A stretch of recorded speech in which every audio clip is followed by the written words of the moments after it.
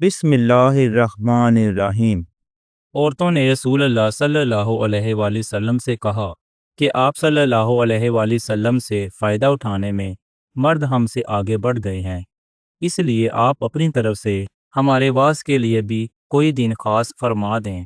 تو آپ صلی اللہ علیہ وآلہ وسلم نے ان سے ایک دن کا وعدہ فرما لیا۔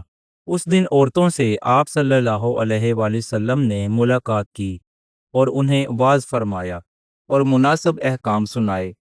جو کچھ آپ صلی اللہ علیہ وآلہ وسلم نے ان سے فرمایا تھا ان میں یہ بات بھی تھی کہ جو کوئی عورت تم میں سے اپنے 3 لڑکے آگے بھیج دے گی تو وہ اس کے لیے دوزخ سے پناہ بن جائیں گے۔ اس پر ایک عورت نے کہا اگر 2 بچے بھیج دے؟